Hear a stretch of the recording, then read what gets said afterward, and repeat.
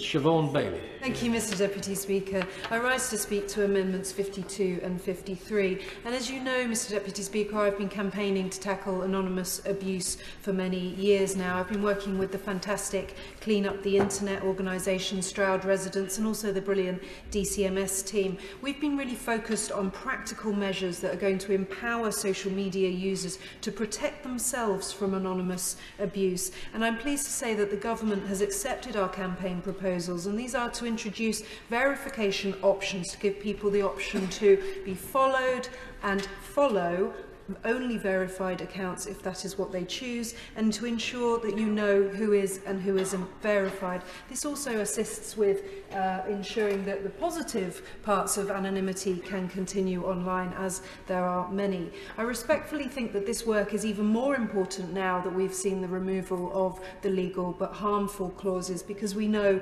that many issues will tip into be viewed by children, and many vulnerable adults also want to be protected online.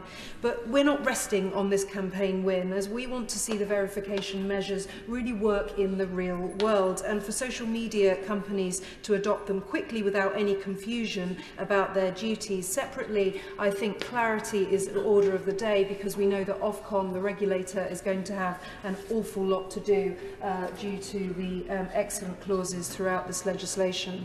But this is urgent. We must not forget that anonymous social media accounts are spewing out hateful bile every single minute of the day. Children and vulnerable adults are left terrified. It's much more scary to receive comments and suicide comments, self-harm, bullying, anorexia pushes, and when it's from people that you don't know who they are, it's far, far more scary.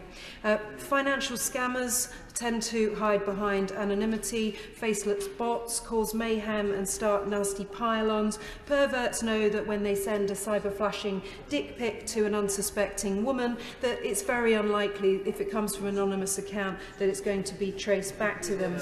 So having the tools to not see unverified nonsense or abuse and switch that off, and know that the people that you are following are real, is really powerful and important. So I'm keen for the Minister and the Government to adopt my proposed amendments at 52 and 53. They're by no means the most sexy and jazzy amendments that are before this House today. You will see that they are more tweaks than amendments, and changing to wording to bring the legislation up to date, considering recent changes, but also to ensure that where people are verified, that it's obvious. So blue ticks are a really good example, and that was part of my campaign in the first point.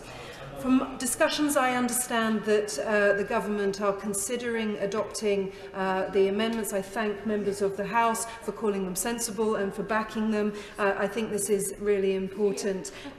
Finally, I've made the case many, many times that the public are expecting us to act and be strong in this area, but they're also expecting things to be happening very quickly. We've waited a very long time, so I think giving people the power to protect themselves and tools to do, whether it's a sliding of a button or to switch something off, I think that is incredibly important. And my great hope from the campaigning that I have done is that young people and adults as well will think about only following unverified accounts through an active choice, and that turning off any of... I will give way, thank you. Just on that specific point, does she realise that the empowerment duties about verified and non-verified users only apply to adult users? Children will not have the option to toggle off unverified users, because the child user empowerment duties do not allow that to happen. Yeah. Thank you. The evidence that we've received is that it's parents that need the powers as well. So we want to make sure that I want to normalise, actually, I want to normalise the ability to turn off anonymised accounts, and I think what we will see is for children will do that very naturally, but also to try and persuade their parents to take those stances and to have those conversations in the home. I think it's obviously something I need to take up with her and think quite carefully about as matters proceed through the other place as well. But I've mentioned parents, particularly where we know that parents are very scared about what their children are seeing online. I welcome what the Minister is trying to do with this bill. I welcome the legislation that and the openness to change the legislation. I mean, we're all called rebels whenever we do anything to improve legislation these days, but the reality is that it is our job, and I think we're sending this legislation in a better place to the other House. Thank you.